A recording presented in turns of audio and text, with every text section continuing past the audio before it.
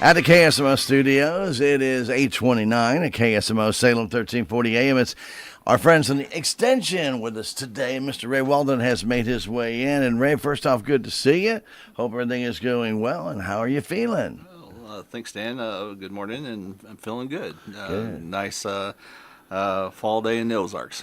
Yeah, a little cool out there this morning, a little moist as well from all the rain we've gotten. But yeah, we always can use the rain, but 5.5 inches in a day, it might be a little bit much. Right. Well, I guess we'll take it. Well, very good, very good. So Ray's here to talk about different things that the extension has been involved in, and some stuff coming up on the calendar that we might be interested in getting in addressing here today. So first off, congratulations. You might explain to people what your role is with the extension out that. So, obviously we know Sarah's gone and different things, and there has been some personnel changes. Right, Stan. I'm serve as a community development specialist, and we're located in different parts of the state. Besides Nick County, I have 5 other adjacent counties that I serve, and we work with communities. We think of it as increasing their capacity. So if there's a program or service through extension that can help a community do something they need to do better, or to increase their ability to more effectively do what they're doing. A lot of times we have resources to help with that. It might be training through our different programs, or maybe it's advisory, pointing them to resources that Sure. Depending upon the need. But that's a role community development's played for years within Extension, and so that's what we try to do in the areas we serve.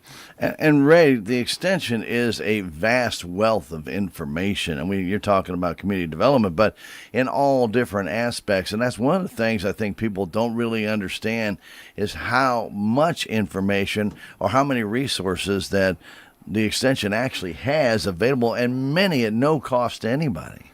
That's right, Stan. We're funded through as part of the University of Missouri, so that's a good part of our funding. Some of our programs have connections with federal funding, depending upon the specialist or the area involved.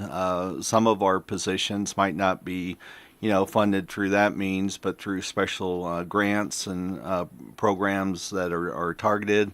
And so we're kind of assorted, ways that we're funding. And of course, we also have local funding, and that includes, in Missouri, counties are required, to meet a minimum level of support for Right. extension. And Dent County has always, gone beyond that, and we appreciate that support. And we also have some other local partners, I'll call them, Sure. that work with us,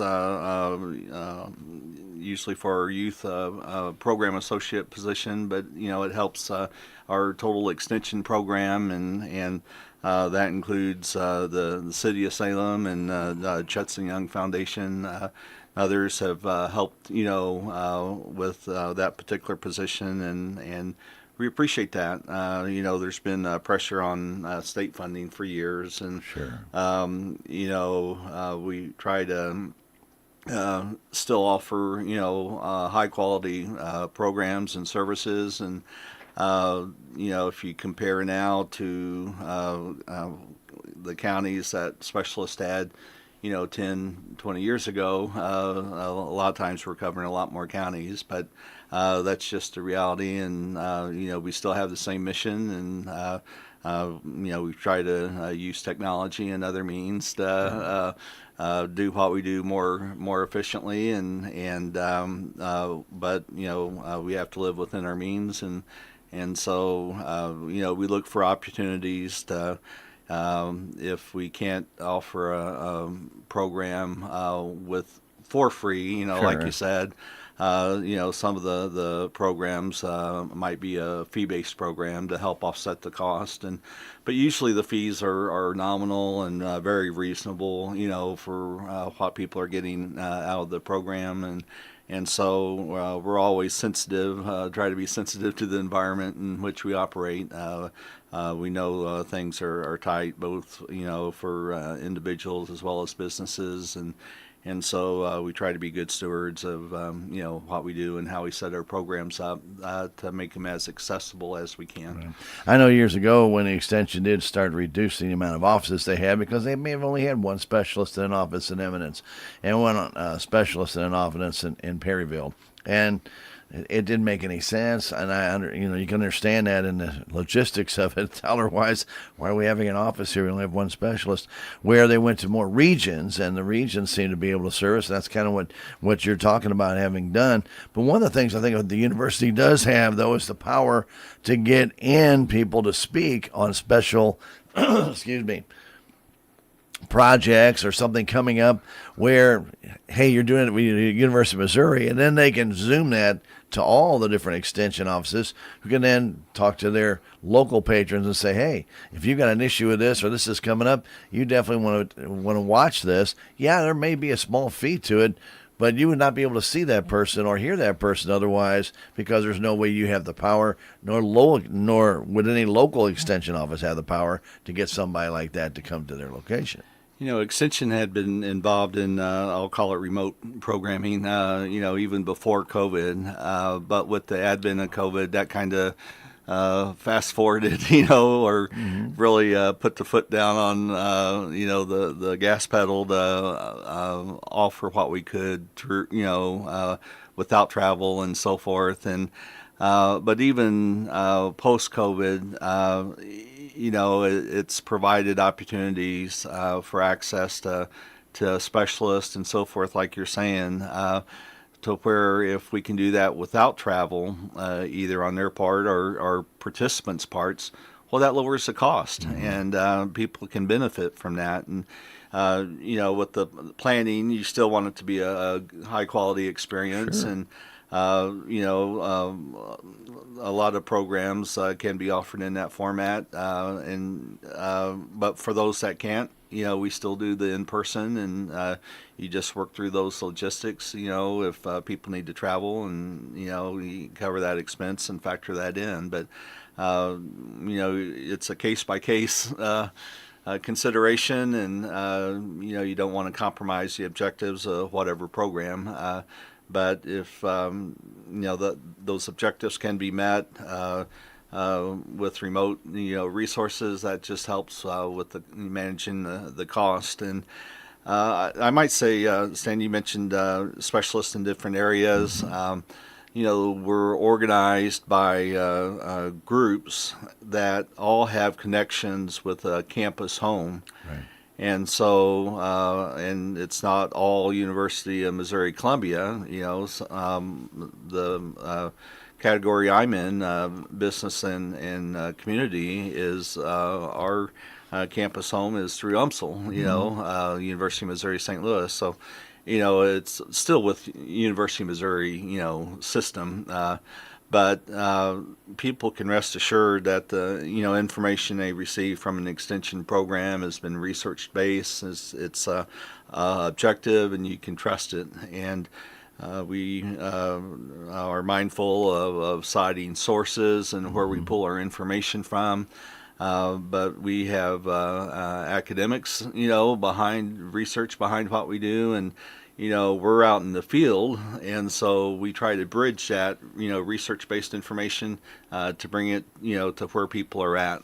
And that's been Extension's history, and we're still doing that today. Absolutely. Even though organizationally we might look a little different and so forth, but the mission's the same, and we still try to meet that objective. Right. Well, it all started changing back in the 90s, Ray, and you know that when, excuse me, when the telecommunications really got started back in the year 2000, and they started to put these telecommunication resource centers up. That's really one of the reasons why you're here with us today, is Salem got one of those centers, which probably is the last one. If that was still ongoing in the same location, that still offered that service. But obviously, things have changed since then. They're not part of the university anymore here at our community center at the Army. But that's where it got started. That's where the renovations got started, and that's where fence laws, different courses came in. You had that what we call now the Rotary Room, jam packed with people to hear fence laws because it was hard to get experts on fence laws in Missouri because anybody who knows fence laws in Missouri are contradictory depending upon where you are. So it was a great source at the time, and like you were saying, and the university has moved forward, and obviously with a better internet that's now available and everything else, that suddenly became, those resource centers became kind of a liability to the university. It didn't need them anymore because they didn't have to have that one location where people had to go. They could sit at home and watch the same thing. Right. Well, they made a strategic decision on the direction they were going, and uh, internet broadband becoming more accessible. Was definitely part of that, where they could interact with students or in participants, directly.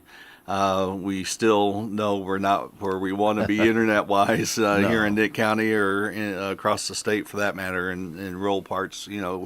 A lot of our folks are still challenged with getting a good high-speed connection, but that is improving, and I think there's some things going on in Jeff City this week, even where hopefully Missouri's going to be going forward with plans on expanding broadband in the state, and we've been chewing on that for a long time, but I think there's funding there, and seems like there's a will to finally make some decisions on how we're going to approach it in Missouri, and hopefully soon we'll start seeing the benefits of those efforts. A lot of it is the federal land we have that they don't allow them to put up towers. They don't allow them to run or dig in the Mark Twain National Forest and National Park Service. So you have some issues there, and there still has not been an agreement reached between state and federal on that, how they're going to implement this increase in broadband.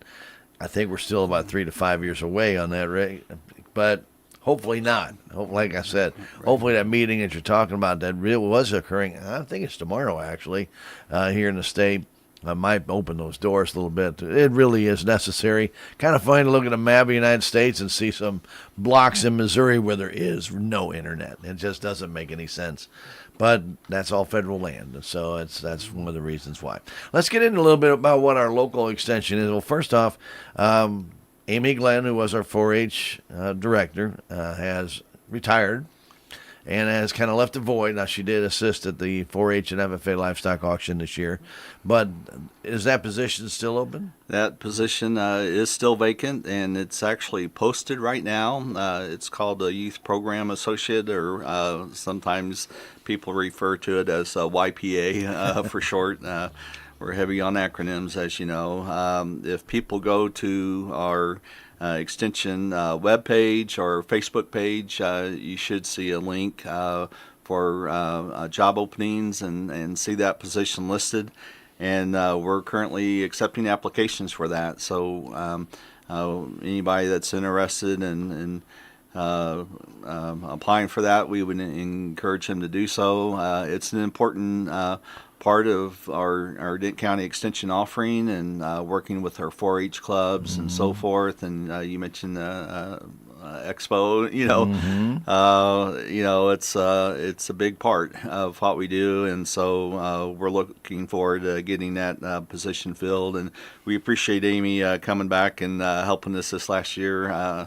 With the position being vacant, she was gracious enough to help, and she's on our extension council as well, so she didn't completely walk away from it. So we're still benefiting from her knowledge and service. But I would encourage people, if you know somebody that's looking for a position, or if you're thinking about a change yourself, give it a look. It would have university benefits, and but the requirements and information about the positions available. And if you have any questions about that, you can call us here at the local office, or if you have a question about benefits and so forth, we can put you in touch with the folks on campus Sure. that could answer those questions. But we're looking forward to getting that position filled. And fairly quickly, because October is a big month for 4-H. The clubs are cranking up, and the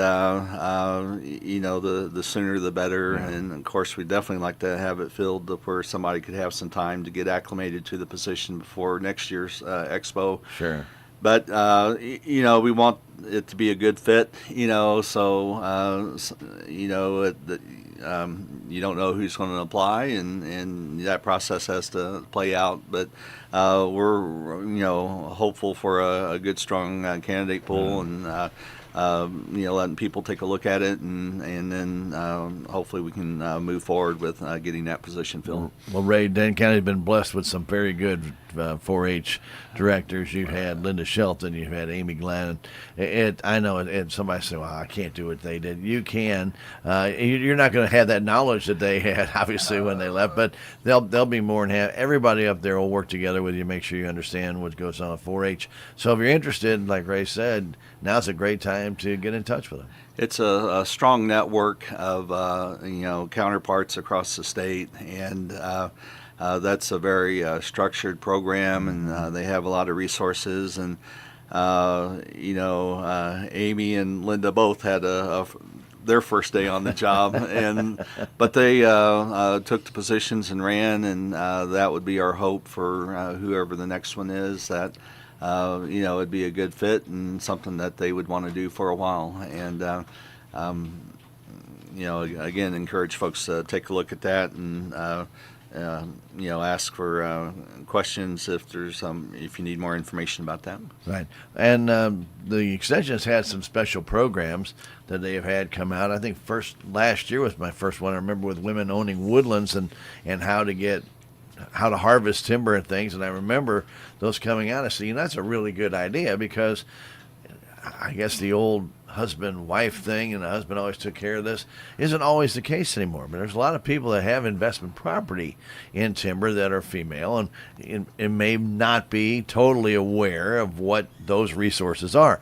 I couldn't tell you what a tree would go for and the type of tree, but it is you have field resource specialists that can help ladies do this. I think Sarah Higgins is one of those, and I think she really got this started through the extension, Ray, last year with women and the timber. I think it's a great idea about women in woodlands. Sarah's our field specialist in natural resources, and promotes this women owning woodlands. And like I said, it's a national effort, and it's a resource for ladies that might find themselves, as a property owner, and sometimes you might look for have questions or want resources that you might not know are available, and this is a targeted audience, and so people can feel comfortable asking their questions or issues that might be unique to them that other property owners might not Sure. have, and so they have a monthly web meeting that people can subscribe to be a part of that. So you can do it from your home or work if that's works out. But you can talk to other people in the same situation, and they provide resources available as far as management planning and so forth, like you're saying, and if it's just a resource that's one we wanted to mention. Timber is such an important industry for us here, and if there's programs or information that we can make available to our local landowners, we want to do that. Sure. And I'm sure there's at times, and as time goes on, obviously people's land and their timber continues to grow, that they may be offered by a forester. Somebody's going to come in and say, hey, we need to harvest this timber, and we can get this amount of money for you out of this. And they have no idea what this person's saying, and they may sign a contract, they may not sign a contract, but there is resources to help you determine, Are they really telling you the truth? Are they giving you the best dollar figure that you can get? Don't try and go it alone, guys. Trust me, because there's so many factors. Ray, you and I couldn't even start touching on them when it comes to timber management. And this is a great resource for ladies to go to, especially if they're in that situation. Maybe they have 75 acres of nothing but timber, and maybe they've been offered X amount of dollars for somebody to go in there and harvest that. Don't just take it. Make sure you're getting the best for your bottom line on that land you have, because it'll take a long time to Sure. regenerate that timber again. We're fortunate. Our local, providers are reputable and Yes. work with property owners to try to get them a good deal. But still, kind of like on the medical side, you get a second opinion. There's nothing wrong and I think our local service providers, they wouldn't have an issue. They want you to feel comfortable with Sure. any agreement or contract you're going to go forward with, and sometimes it's helpful being able to ask somebody else questions or to talk through it, and then you can feel better about whatever decision you make, whether to go forward with something or not.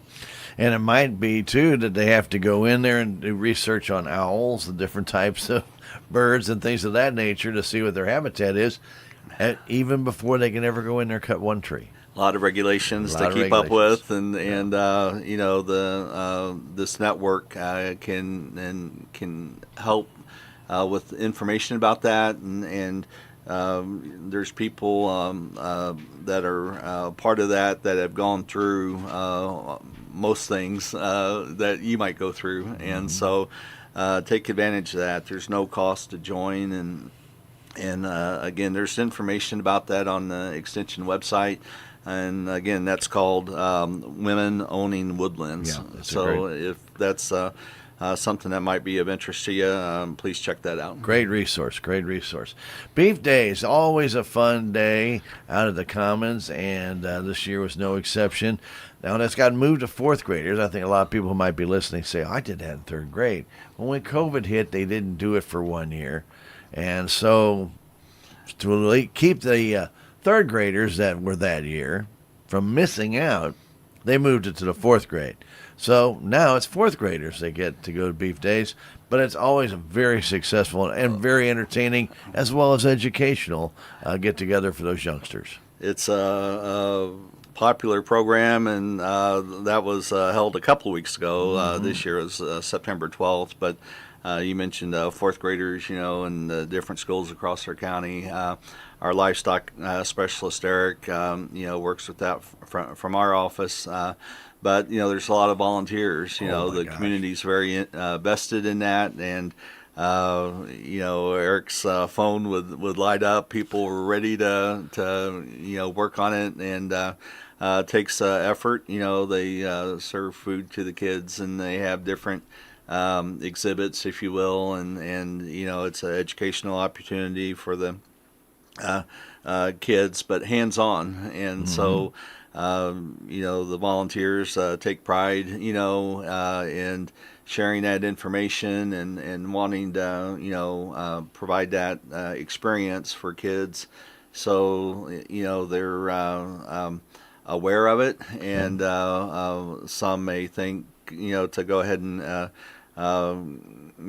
stick with something like that for their career, or but at least to be aware of it, and the safety aspects and other things that are taught, as part of it, is very important. And I just wanted to mention that, and thank our volunteers and supporters that help make that possible. Well, you say it's a team effort. It truly is, because the Extension works with the school and the Salem FFA chapter.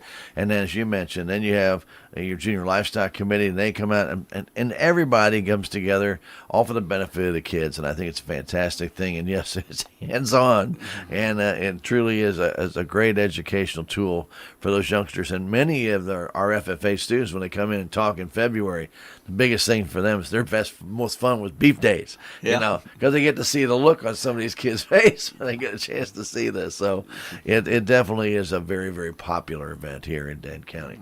Let's talk a little bit about Good Neighbor Week. That's coming up.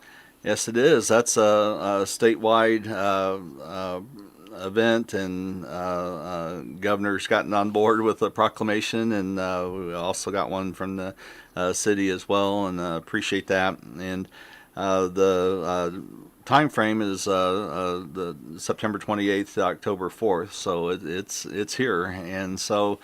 The extension is working with Salem Area Community Betterment Association. We kind of partnered to have a contest where if somebody wants to nominate somebody for doing something unique related to this promotion or this event, or if you can nominate yourself, if you want to do that. But just encouraging concepts of neighborhoods and knowing who your neighbors are, and just communication and helping promote communities, and that's kind of what's behind the effort. And I know Springfield, our state specialist that is primary promoter of it, David Burton. He's in the Springfield area, and they have a big promotion, but it's statewide, and we wanted to try to do something here. So there's I mentioned that contest. If you want to nominate somebody for a good,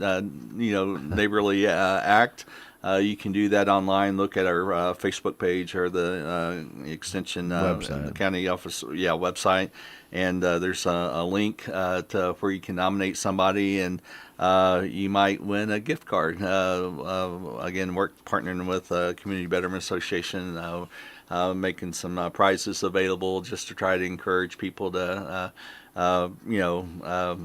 not only do something, but we want to recognize, those that are doing something over and above. So we encourage people to take a look at that. And there's resources that have lists of ideas, for possible things you can do.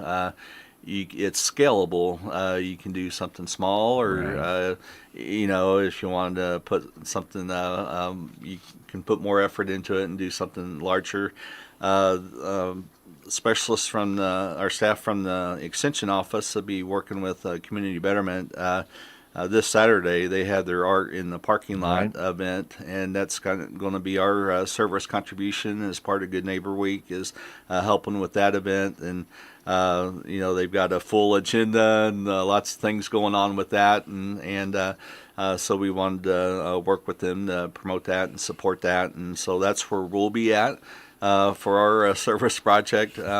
But again, encourage folks to take a look at the different ideas on something to do for your neighbors, or for outreach. And if you have questions about that, you can call our extension office, and we can, if you're not finding the link or have questions about it, the contest, or any aspect of it, give us a call. 729-3196, by the way, is that number that Ray's referring to.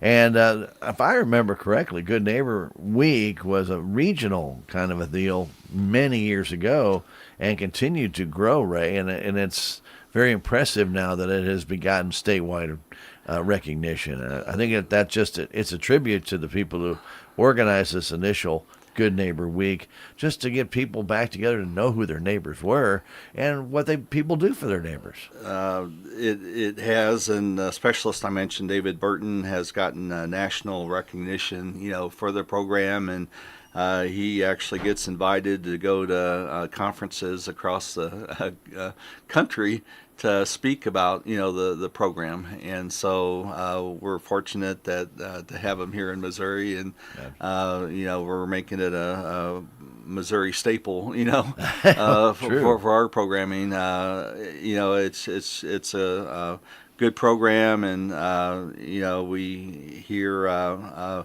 testimonies, or people sharing each year afterwards what it meant to them, and the opportunity to serve, but also getting to know their neighbors and supporting their communities. And so we wanted to mention that. Yeah, in this day and age of technology where we text and email more and more and more, we kind of lose track of who our neighbors really are. So it's a great program.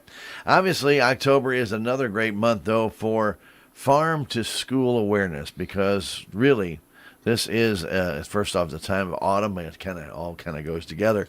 Number one, but it is something that's very important, and I think people recognize, and the extension's on board with this. That's true, Stan. And our nutrition program associate, Stephanie Wofford, wanted me to mention, October being Farm to School Awareness Month. And that program is to encourage the use of local produce in our schools. And so things that are locally grown or raised, finding ways to get that into our school food systems. And our schools have been good to work with us towards that end. And so, that program helps support, some of the logistic issues that have to be addressed, help make that happen. But as part of that, there's a competition called a Crunch Off, where states compete against each other for measuring consumption of local foods. Right. And so what Stephanie's working with is with the schools is popcorn is what's being used this year. That's grown in the state in Missouri.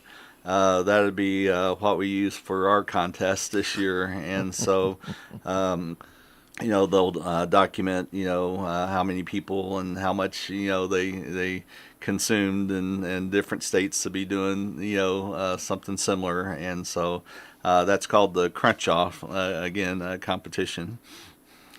That sounds like fun. Okay, so with it being October, we usually have a few things going on out at our Wordak farm, which, by the way, is an extension resource center, and it's an experimental location that they do a lot of different things or try different things to see how vegetation or timber reacts. And a field day is going to be held out at Wordak, and Ray, that's going to be here before we know it, kind of like next Friday, the 4th. Right, October 4th, field day will be out at Wordak Farm. Some of the topics they have planned include, I'll just mention a few of them, cattle reproduction and AI, not the AI stands for different things now. This one's artificial insemination techniques. You like acronyms, Ray? You got to Right. watch them anymore. Wow. Reproductive management and replacement heifers, winter annual forage options, and other topics pertinent to that. There will be specialists there on site, in those different areas. And so if you have questions about that, you can, again, call our office and we can put you in touch with the right people, or you can call Catlin Bunton. Right. And, but that's a good opportunity. It's local. Extension just has a few of those research farms scattered across the state, and we're fortunate to have one, here close to us. And people can get, again, that good research-based information on current information about different items, Sure. that they can take right back and use. And plus, you've got people you can follow up with if needed. If you have a question afterwards, or something different happens with when you do it, or if you wanted to ask about doing something variation of what they covered in the workshop, you've got resources to ask about that. Right, and we always used to talk about networking in a different way individually when people got together, especially in business meetings and things of that nature. You not only learn from your presenter, but you learn from the other farmers or business people that you're around, and you ask questions to them, and they're more than happy to tell you about their success or failures with that stuff. And that's just as important as the presenter, isn't it, Ray? It is relationships and people. If they can spare you from having a bad experience that they did, people are usually very willing to share that, and it's a two-way street. You can you might have something to offer them. Something that you did, or maybe a landmine that you hit. anything you can learn from somebody else that can save you from having to experience it, firsthand yourself. So. Yeah, and it's a great resource. The field day always has been. And if you have questions, remember, Gallon Bunton's out there all the time out at the Wordack Research Center. But I'll tell you what, when they bring in the farm field days, they have a collection of fantastic people, all the way from soil specialists to cattle specialists to every different thing you can imagine. If you've got questions, that's the time to go ask them, because these people are probably your best resource, and you get to see them face to face.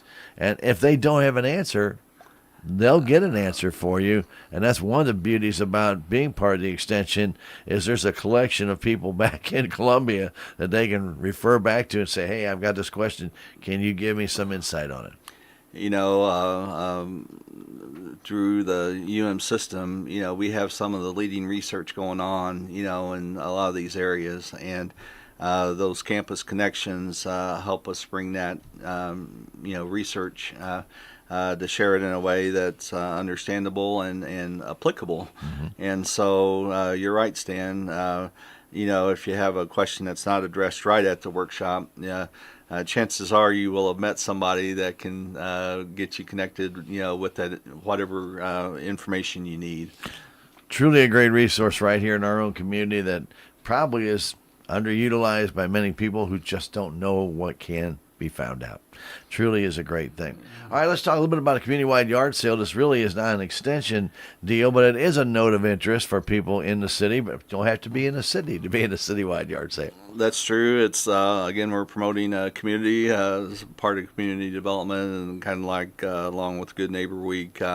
Even though it's not an extension program, it is a community event that we want to encourage folks to participate in. It's really, as if you're around town during those days, there's a lot of traffic and a lot of things going on, and a lot of people piggyback, other events on that, and take advantage of the crowds being in town. Sure. But the yard sale is October 5th, first Saturday in October. And then that's followed up with the city's, sanitation contractor, GFL, having the residential cleanup. This year it's October 21 through 25. But that provides people an opportunity to get rid of some things that maybe they haven't been able to do normally. Of course, they can't pick up everything, so if there's some of the things still, represent environmental issues, and Sure, you still sure. may have to take special measures to get those addressed. But just normal, I don't want to say trash, but things you might need Right. to do away with and get picked up. They make that special time where, twice a year in the spring and then in the fall. Right. They'll make a special that special pickup, and just provides an opportunity for folks to get rid of some things that maybe they need to get rid of. Spring cleaning, fall cleaning. A lot of times you just need to get rid of some items, and that's when you kind of clean out the garage for the yard sale, and then you might find some stuff that just doesn't work anymore, and it's time to get rid of it. But yes, you are correct, especially liquids, no oils, no paints, by the way. You can't do that. Electronics, tar. Some people get roofing tar. And I always wonder, they sell it in gallon cans, and you use about a tenth of it. And you can't get rid of it. There's just no way. But it doesn't go bad, but you can't get rid of it either. So it's just kind of one of those things that you're kind of stuck with. You have to take it to the recycling center, and then they have to dispose of it properly. That's just, for like one can, it's just kind of crazy. But it is what it is, right? So we have that. And also remember, construction materials. You can't throw away construction materials. They are treated lumber, and that stuff doesn't biodegrade as well as it should. So Right. so a lot of those things. Just call GFL if you're part of the citywide cleanup beforehand, and make sure what you can and can't do. There's also, I'm sure you'll find a flyer at the city, or you'll find on their GFL website, I'm sure you'll find something on there. They'll tell you what they can and can't pick up. Now, out of Wordack, we have another workshop coming up about warm season grass seed production. This is a warm season grass area, so this is a big, big workshop out of Wordack, and I'm sure it's going to draw people from numerous counties into this one. Right, this one's scheduled for October 25th, and our local ag business specialist, Rachel Hopkins, wanted me to mention this, and I think she's been on the Oh yeah, radio yeah, yeah. before, so Rachel. Rachel's not a stranger to the folks here. But the RSVP date to register for that is October 21st, so you've got a little time, but and there is a cost, $35 per person cost for that. But some of the topics they'll be covering on that is regulations and testing, harvest methods, financial tracking, and then field demonstrations. Again, having the luxury of the research farm being here, they can show real applications of some of the things that are being covered in the workshop. But folks that might be interested in that, again, native warm season grass seed production workshop, October 25th out at Wordak, and that's all day from 9 a.m. to 3:30, and so it includes lunch. So if you're available and interested in then it's a good opportunity to get some updates or learn some new information about that. A lot of good stuff comes out of Wordak. I'm telling you, if you have the opportunity, go ahead and go. The pearls of production. This is something I'm not familiar with, Ray. So you're going to have to enlighten me on. Okay, it's a 2-day conference. The dates are October 29th and November 2nd. The first session is Zoom, and then the second day is in Columbia. And so some of the topics include estate planning, backyard layers, enhancing value-added meat marketing and beekeeping. Other topics, beef genetics on the farm, beef fabrication, swine, artificial insemination or AI again. Then other topics, forage and pasture assessment, addressing issues and improvements, poultry, backyard laying, hen mini workshop, just some of the sessions that they have. So again, there's information about that on our website if you'd be interested in that. You can sign up for one day or both days if you want to see, what's covered, particular days. Sure. So, some of it you can get through the Zoom remote session, or you can also take advantage of the in-person session if you want to, see the hands-on part. And again, those dates are October 29th and November 2nd. Pearls of Production. Encourage you to go to the website and get more information about that. And there's contact information, if you want to ask some questions or that aren't addressed by the information that's available there. We always like to remind people that there are extension programs all over the state, and you're welcome to attend any one of them that you wish to go to. You don't have to just go to one in Denton County. Right. And I think some people forget that you're welcome to go to West Plains. You're welcome to go to Springfield. Hannibal, Missouri, if you want to go up there for an extension program. All you just have to do, a lot of times they just want you to register so they know who's coming. For programs where if the topics are specific to area of the state, then usually we try to make an effort to offer multiple sessions of that in the different parts of the state, so those unique aspects can be addressed. Sure. But some of the topics are general and apply, all over the state, and so. If you're willing to travel, we offer what we can here locally, but there may be programs available in a nearby county or not too far away to where we're not able to offer it right away here in Nick County. You can still benefit from the extension programming, and a lot of those are in counties where our specialists might have responsibility. Sure. I forget how many counties Eric has, our livestock specialist, has 8. responsibility. But he covers a lot of ground, Yeah. and he speaks at a lot of these nearby, county events. So you still may be seeing somebody or Sure. But we hope all the specialists become where they're not strangers Right. to you. Right, and one of those happens to be coming up November 7th, where it's not going to be in Dent County, but it definitely is a great training available to people from our area. Right, coming up in Texas County, the beef quality assurance works or training. You can find information about that on our website. That'll provide information to beef producers on different husbandry techniques that can be coupled with, again, good research-based information. And if you have the BQA certification, you can get that addressed, renewed through that workshop. And we've got information about this on our website. If you want to register or just find out more information, the cost is free.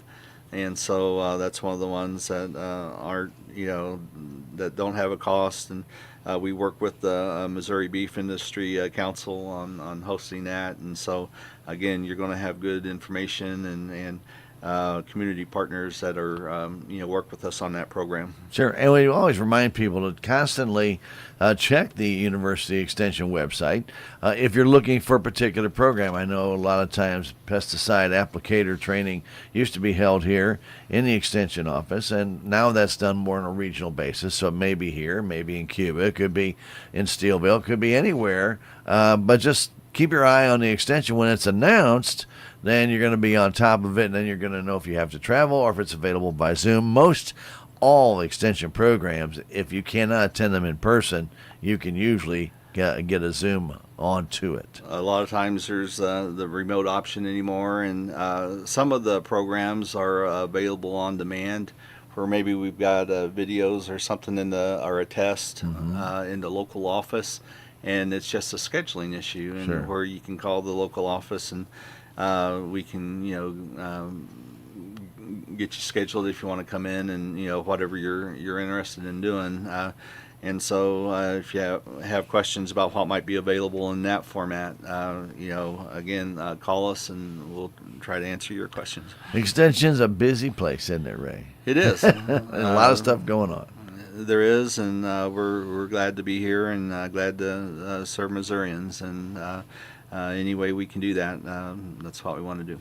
729-3196, the second floor of the Judicial Building on 5th Street. You're more than welcome to stop by. There's a lot of steps to climb in there. Yeah, I sometimes call it the stairway to heaven. I've been told not to use that reference, but You just but did. it's doable. If I can do it, most people can do it. No. But for those that can't, we will, find another location to meet with you at. Sure. And